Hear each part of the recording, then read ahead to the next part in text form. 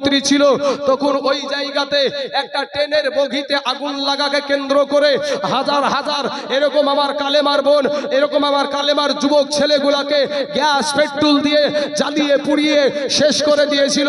এই রকম মহিলাদেরকে যাদের পেটে 8 মাসের বাচ্চা, 9 মাসের বাচ্চা, 10 মাসের বাচ্চা, এই মহিলাগুলা পুলিশকে গিয়ে বলেছিল, পুলিশ বাবু আমাদের জন্য একটু নিরাপত্তার জায়গা করে দিন। ওই পুলিশগুলা বিশ্ব হিন্দু পরিষদকে লেলিয়ে দিয়ে ওই মহিলাদের পেটকে চিরে সন্তানকে বের করে তীরের আঘাতে করে খেলা করেছিল। 2002 সালে গুজরাটের জমিনে মহিলাদের সাথে এই রকম ঘটালছিল। তখন ওখানকার মুখ্যমন্ত্রী ছিল নরেন্দ্র মোদী। আজ নরেন্দ্র মোদী বলে মুসলমানদের মহিলাদের স্বাধীনতা দেওয়া হয় নাই। অতএব তাহলে বাবাজি আজ আপনারা বলেন ওই গুজরাটের জমিনে যখন বোনেদের মায়েদের যখন পেট চিরা হচ্ছিল, সন্তানগুলাকে যখন তীরের আঘাতে করে খেলা করা হচ্ছিল, তখন কি নরেন্দ্র মোদীর চোখে কি ঠাঠা পড়েছিল নাকি? তখন কি চোখে দেখে নাই? অতএব বোঝা যায় মহিলাদেরকে উঠায়া আজকে মুসলমানদেরকে, ইসলাম ধর্মকে নিস্তব্ধ করে দিতে চাইছে। এটাই তাদের কল্পনা, এটাই তাদের বাসনা, এটাই তাদের আকাঙ্ক্ষা। অতএব আমার কালেমার ভাইদের, কালেমার মায়েদের পায়ে হাত দিয়ে বলি, মা আপনার স্বামীকে আপনি অবজ্ঞা করিয়েন না। আপনার স্বামীকে যেই রকম ইসলামে যেই রকম হুকুম আছে সেই রকম কাজ করেন। আল্লাহ পাক কোরআনে বলছেন হুন্না লিবাসুল লাকুম ওয়া আনতুম লিবাসুল লাহুন্না। স্ত্রী হলো স্বামীর পোশাক আর স্বামী হলো স্ত্রীর পোশাক। অতএব মহিলা এবং পুরুষ উভয় পক্ষে মহাব্বতের সহিত সংসার করেন। আল্লাহ যেন সেই তৌফিক দান করে। সবাই বলেন আমিন। একবার দুরূদে পাক পড়েন আল্লাহুম্মা।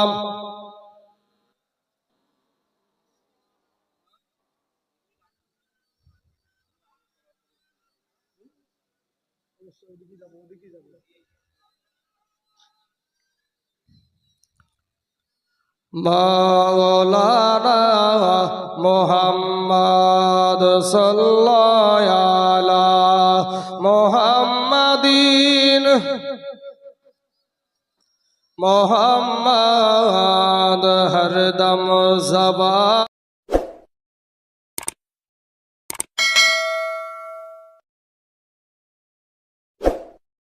আজকে যে গোরস্থান উপলক্ষে জালসা ভাইজান, এই গোরস্থানে যিনারা শুয়ে আছে, গলার আওয়াজ যদি আপনার কানে আমার কানে পৌঁছাতো, আমাদের কানের কর্ণপাত ফেটে, আমাদের কলেজা ফেটে আমরা সবাই মারা যেতাম। ও যুবকের আমার ভাইজানেরা, আপনাদের পায়ে হাত দিয়ে বলি মাস্তানি করিও না রে যুবক। সোনার ভাইয়েরা, আমার কালেমার ভাইয়েরা, আমার মা খালাদেরকে বলবো, মা আপনি হয়তো আজ দুনিয়াটাকে আপন করে নিয়েছেন, আজকে আপনার পর্দাকে গোপাল জর্দা বানিয়ে দিয়েছেন। যেমনি ভাবে নমাজ পড়া ফরজ, তেমনি ভাবে পর্দা করাটাও ফরজ, পর্দা করাটাও ফরজ। আমার মায়েদেরকে বলবো, মা আমি আপনার সন্তান, মা আমি আপনার সন্তান, আপনার পা দোখানা ধরে বলি, মা গো এই দুনিয়া থেকে কখন জানি চলে যাবেন মা, কবর বড় ভয়ানক জায়গা। মা গো গোরস্থান উপলক্ষে আমার জলসা চলবে আজকে। আর বাবা সোনা মানিকের আমার যুবক ভাইয়েরা, একটা বার আপনাদেরকে বলি একটু বুঝার মতন বুঝবেন, বুঝার মতন বুঝিয়েন। এটা একটা এক্সাম্পল, বোঝার জন্য একটা এক্সাম্পল দিচ্ছি। বাপ এক মঘা জীবনে কোনোদিন ভাইরে আয়না দেখেনি, জীবনে আয়না মুখ দেখিনি আয়নাতে, জীবনে যুবকেরা, যুবক ভাইরা জীবনে কোনোদিন আয়নাই দেখেনি। তো এই আয়না যখন দেখেনি, উড়াহারের বাজারে পাইকারি দরে একটা আয়না বিক্রি হয়েছে 10 টাকা বেলা আয়না। তো এবার ওই মঘা জীবনে তো কোনোদিন দেখেনি আয়না, ওই একটা আয়না কিনেছে 10 টাকা দিয়ে। আয়নার দিকে তাকিয়ে দেখছে যে আয়নার ভিতরে একটা মানুষ ভরা। আয়নাতে কি মানুষ? এখন আয়না তো ছবি দেখাবি নাকি? এবার আয়না দেখে ই মঘা তখন বুঝতে পেরেছেন ইয়ার বিশাল জিনিস, মানে কি আজব জিনিস পেয়ে গেছে, জীবনে যে জিনিস দেখেনি। মোবাইল যখন প্রথম উঠলো, রে বাবা রে, আর নোকিয়া একটা সে তা বা যখন যার আছে ওকে সবাই খুব বলে ওরে ওর মোবাইল আছে। আর এই আয়না পাওয়ার পর বলছে আর সব বুনাশ করেছে। মঘা তো জীবনই আয়না দেখেনি, প্রথম আয়না দেখেছে। আসমানে আর মাথা উঠে পড়েছে, বেরেন আর ঠিক নাই, ভালো করে মজবুত করে হেফাজত করে নিয়ে গিয়ে বাড়িতে নিয়ে যেয়ে লুকিয়ে রেখেছে। বিবিকেও বলছে না, বিবিকেও দিছে না। তো প্রত্যেক দিন দুপুর বেলাতে ভাই একবার করিয়া গোসল টোসল করে খাওয়া দাওয়া করিয়া ওই লুকানো জায়গা থেকে চাচা বের করিয়া একবার করে দেখে। তো দেখতে দেখতে বাবা বাড়িতে বিবি আছে, কদিন বিবির চোখে ফাঁকি দিবে? বউ তো আছে নাকি, তো বোর চোখ থেকে কদিন লুকাবে? বউ বলছে মঘা কি করে রোজ রোজ আমাকে লুকিয়েও কি করে, ওখানে থাম দাঁড়া, তোর আজ মজা দেখাচ্ছে। আমাকে চুরি করা, তো চুরি করা শিখাচ্ছি আমি, তুই বাড়ি থেকে বার হাইছে।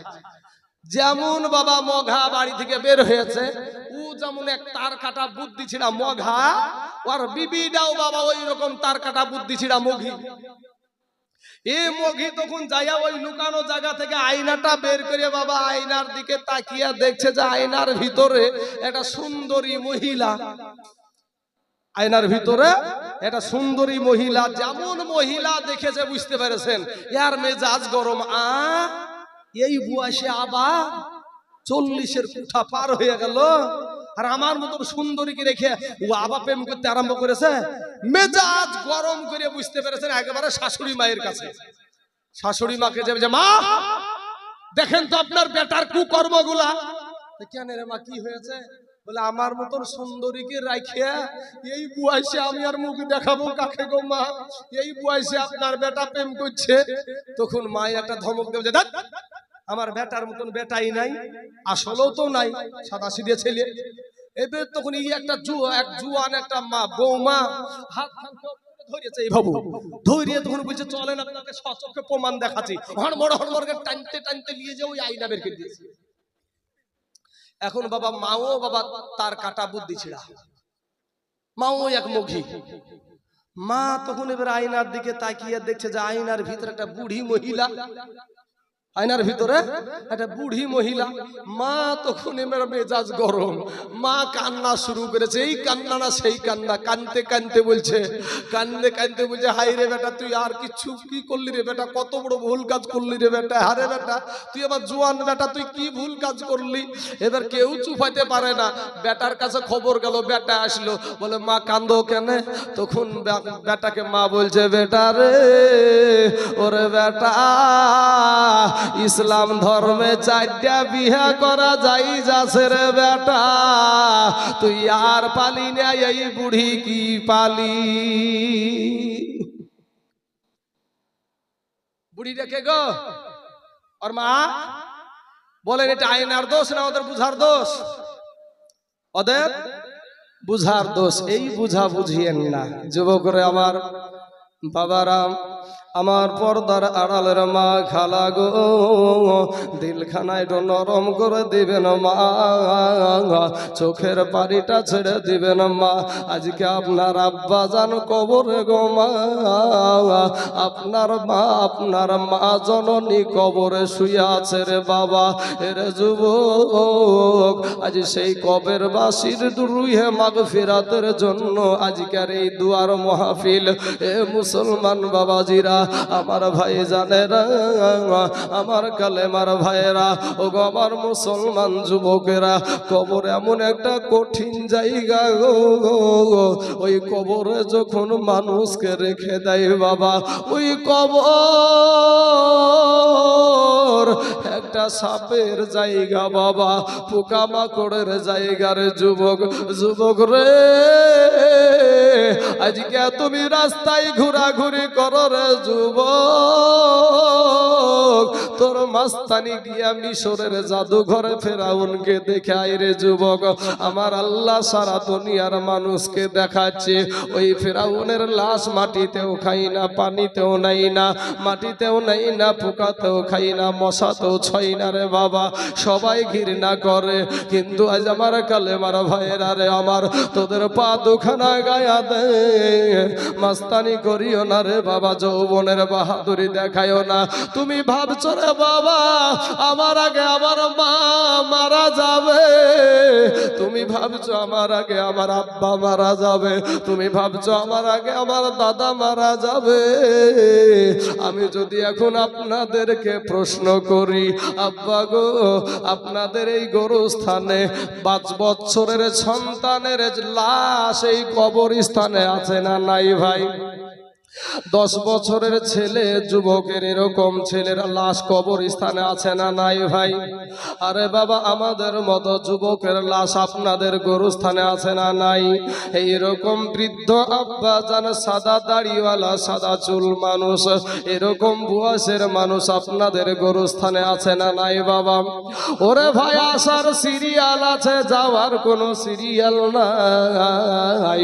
ও মুসলমান, আমার আল্লাহ পাক রব্বুল আলামিন যখন আপনাকে দুনিয়া থেকে নিয়ে নিবে বাইরে, যেই ফেরেশতারা আপনার আমাকে আযাব দিবে, ওই ফেরেশতারা শুনতে পায় না রে বাবা, তারা কানে ঠসা থাকবে, এমন জোরে আপনাকে আমাকে হাতুড় মারবে রে বাবা, একই হাতুড়ে ৭৭ গজ মাটির নিচে নামায়া দিবে রে যুবক।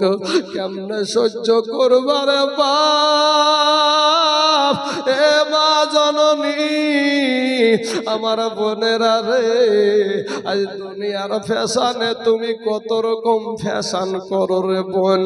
ওরে আমার বোন, ফিরে এসো আমার কালেমার বোন, তোমার মতন একটা কালেমার বোন আমার বাবা রে, এই ভারতের জমিনে আমার বোনটা বাবা, যার নাম ছিল মুস্কান খান, এই বোনটা আমার বাবা কলেজে যাই বোরখা পরিধান করে, এই বোরখা পরিধান করে যাওয়ার কারণে এই বোনটাকে আমার একাদশ বিধর্মী বাবা জয় শ্রীরামের স্লোগান দিয়ে তেড়ে চলে আসছে। ওই তেড়ে আসছে কি বলে? জয় শ্রীরামের স্লোগান। বোনটার আমার দোষ কি? বোনটার আমার দোষ হলো কালেমা পড়া মুসলমান, আর সে নিজে পর্দা করে কলেজে গেছে। এই বোনটার পাশে ভাই, এ উড়াহারের জমিনের মহিলারা, এরে আমার বোনেরা, ওই মুস্কান খান একটা আমার কালেমার বোন, তুমি ওই আমার কালেমার বোন। কথা ঠিক না বেঠিক ভাই? ওই মুস্কান খান দেখেছেন না দেখেননি ভাই? সত্য না মিথ্যা? ওই মুস্কান খান, ওই বোনটা আমার কলেজে যখন আপনার বুরখা পরিধান করে যাচ্ছে, স্কুটিটা কেবল রাখছে, এমন সময়তে একাদশ আপনার বিধর্মী আপনার জয় শ্রীরামের স্লোগান দিয়ে বোনটার দিকে তেড়ে চলে আসছে। আর ওই বোনটার পাশে একটা তার কালেমার ভাই ছিল না, একটা মুসলমান যুবক ছিল না, তার নিজের জন্মদাতা বাবা ছিল না, তার ভাই ছিল না। ওই বোনটা আমার, ওই আমার কালেমার মুস্কান বোনটা আমার একাই বলছে নারায়ে তাকবীর আল্লাহু আকবার, নারায়ে তাকবীর আল্লাহু আকবার।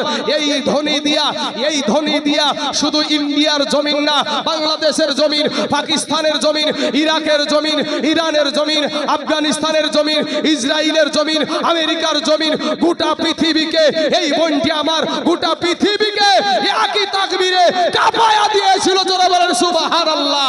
হে মুসলমান যুবক, এই রকম কালেমার বহিনের জন্য আমরা যদি জীবন দিতে একটু দ্বিধাবোধ করব ভাই?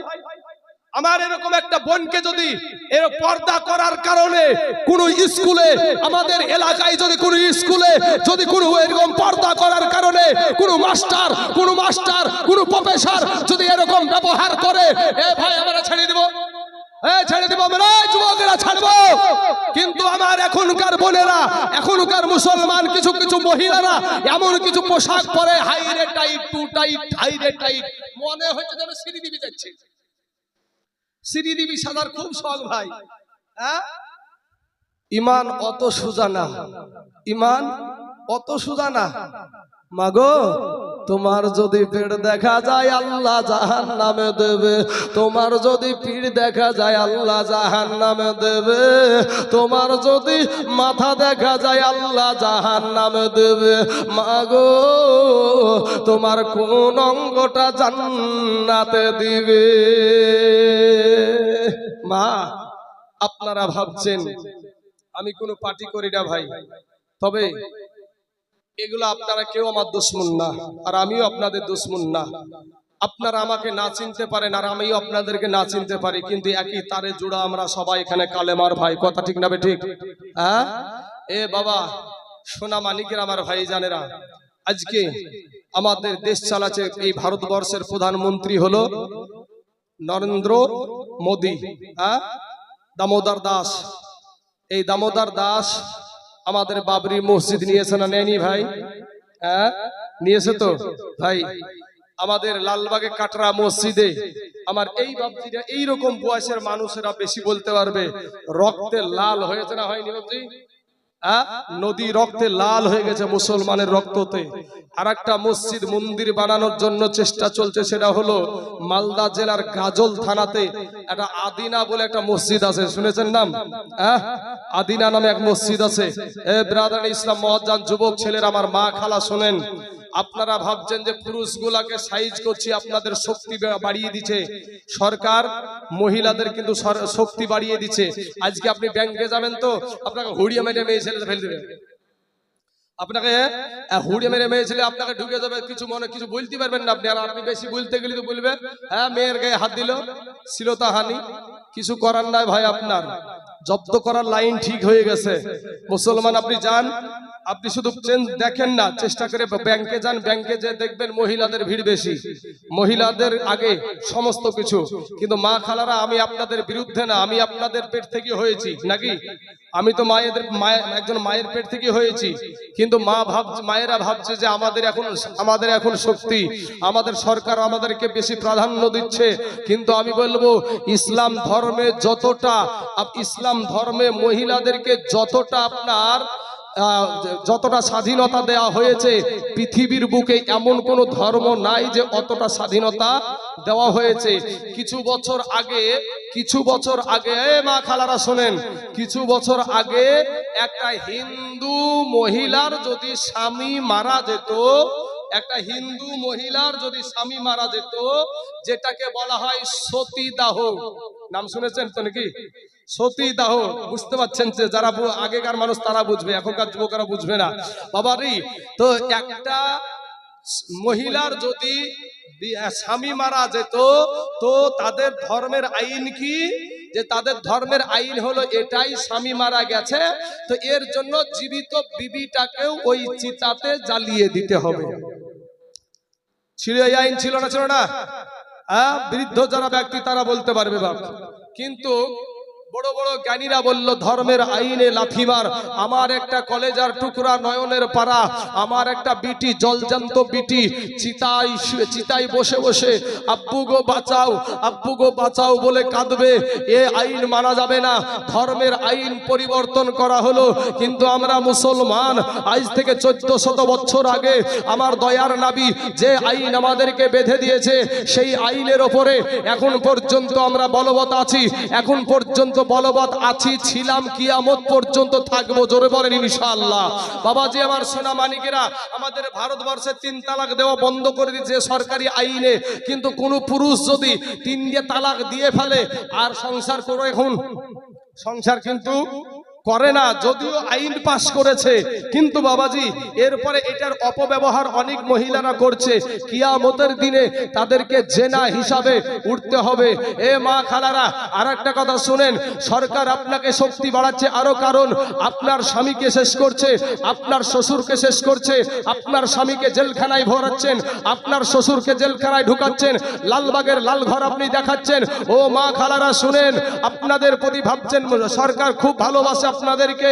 এই বিজেপি সরকারের যখন আপনার নরেন্দ্র মোদি, দামোদর দাস যখন আপনার গুজরাটের বুকে 2002 সালে যখন আপনার মুখ্যমন্ত্রী ছিল, তখন ওই জায়গাতে একটা ট্রেনের বগিতে আগুন লাগাকে কেন্দ্র করে হাজার এরকম আমার কালেমার বোন, এরকম আমার কালেমার যুবক ছেলেগুলাকে গ্যাস পেট্রোল দিয়ে জ্বালিয়ে পুড়িয়ে শেষ করে দিয়েছিল। এইরকম মহিলাদেরকে যাদের পেটে 8 মাসের বাচ্চা, 9 মাসের বাচ্চা, 10 মাসের বাচ্চা, এই মহিলাগুলা পুলিশকে গিয়ে বলেছিল, পুলিশ বাবু আমাদের জন্য একটু নিরাপত্তার জায়গা করে দিন। ওই পুলিশগুলা বিশ্ব হিন্দু পরিষদকে লেলিয়ে দিয়ে ওই মহিলাদের পেটকে চিরে সন্তানকে বের করে তীরের আঘাতে করে খেলা করেছিল। 2002 সালে গুজরাটের জমিনে মহিলাদের সাথে এই রকম ঘটালছিল। তখন ওখানকার মুখ্যমন্ত্রী ছিল নরেন্দ্র মোদি। আজ নরেন্দ্র মোদি বলে মুসলমানদের মহিলাদের স্বাধীনতা দেওয়া হয় নাই। অতএব তাহলে বাবাজি আজ আপনারা বলেন, ওই গুজরাটের জমিনে যখন বোনেদের মায়েদের যখন পেট চিরা হচ্ছিল, সন্তানগুলাকে যখন তীরের আঘাতে করে খেলা করা হচ্ছিল, তখন কি নরেন্দ্র মোদীর চোখে কি ঠাঠা পড়েছিল নাকি? তখন কি চোখে দেখে নাই? অতএব বোঝা যায় মহিলাদেরকে উঠায়া আজকে মুসলমানদেরকে, ইসলাম ধর্মকে নিস্তব্ধ করে দিতে চাইছে। এটাই তাদের কল্পনা, এটাই তাদের বাসনা, এটাই তাদের আকাঙ্ক্ষা। অতএব আমার কালেমার ভাইদের, কালেমার মায়েদের পায়ে হাত দিয়ে বলি, মা আপনার স্বামীকে আপনি অবজ্ঞা করিয়েন না। আপনার স্বামীকে যেই রকম ইসলামে যেই রকম হুকুম আছে সেই রকম কাজ করেন। আল্লাহ পাক কোরআনে বলছেন, হুন্না লিবাসুল লাকুম ওয়া আনতুম লিবাসুল লাহুন্না। স্ত্রী হলো স্বামীর পোশাক আর স্বামী হলো স্ত্রীর পোশাক। অতএব মহিলা এবং পুরুষ উভয় পক্ষে মহাব্বতের সহিত সংসার করেন। আল্লাহ যেন সেই তৌফিক দান করে। সবাই বলেন আমিন। একবার দুরূদে পাক পড়েন, আল্লাহুম্মা।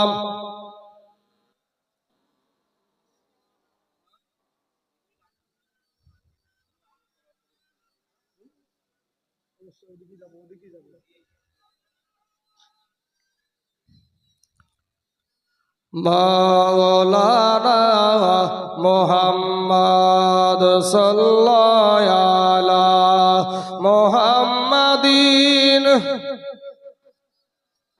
মুহাম্মদ হরদম জবা